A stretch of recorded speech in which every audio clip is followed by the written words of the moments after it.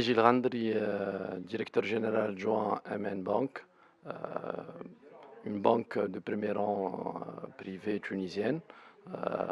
Effectivement, donc, la transformation digitale en Tunisie, notamment au niveau secteur bancaire, elle est en avance parce que, au fait, il faut suivre le parcours client. La digitalisation en Tunisie a bien avancé par rapport aux pays de l'Afrique du Nord. En effet, nous avons 70% de la population sont des usagers de l'Internet et 55% sont utilisateurs des réseaux sociaux. Donc, les clients et les prospects sont des utilisateurs euh, qui sont bien digitalisés, ultra connectés.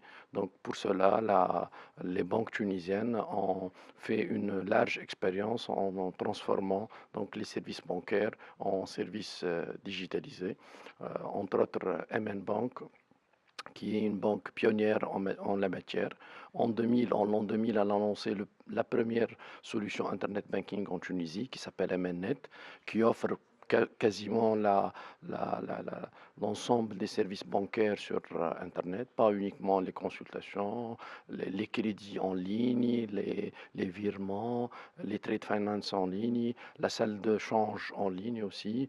Euh, et ça a évolué depuis avec le développement au fur et à mesure d'autres options, d'autres services par rapport aux besoins de la clientèle. Donc c'est dédié pour la plateforme retail, pour les particuliers, les professions libérales, mais aussi c'est dédié pour les entreprises de corporate, qui sont 60% des entreprises clientèles de la banque sont utilisatrices des plateformes digitales.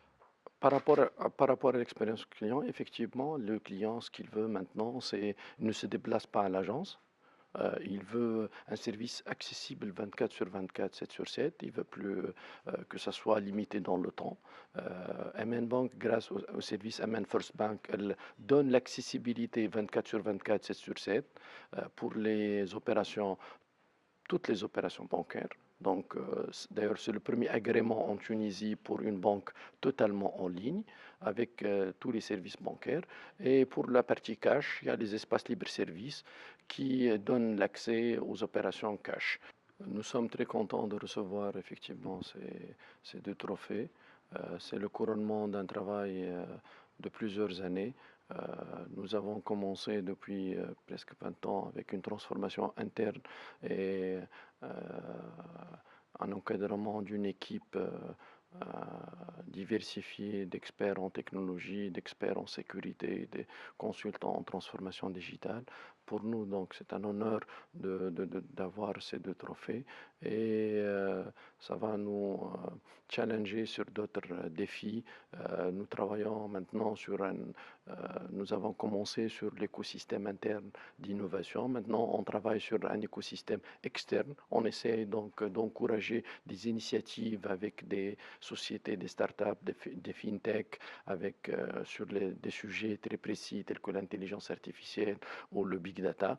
Donc, c'est un enrichissement au niveau de la banque des compétences internes avec des compétences externes, avec une dynamique nouvelle. Aujourd'hui, les banques peuvent être touchées par d'autres acteurs majeurs du marché, tels que les telcos, les GAFA. Donc, il faut se préparer, il faut anticiper pour pouvoir donc, innover et avoir la part de marché au niveau services financiers et au niveau financement, au niveau de l'activité de base de la banque. Donc sinon, il y aura des transformations obligatoires qui vont changer le paysage bancaire. Donc c'est pour nous, c'est encourageant et on reste optimiste par rapport au développement des services bancaires en Tunisie. La banque de demain, c'est le genre d'open banking.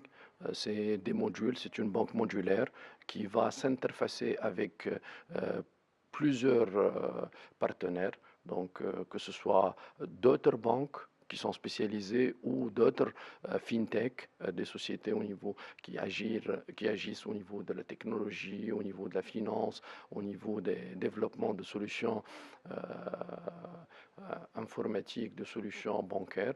Donc, je pense que la banque de demain, ça sera l'élément fédérateur entre ces différents intervenants et il y aura inévitablement de la concurrence des GAFA.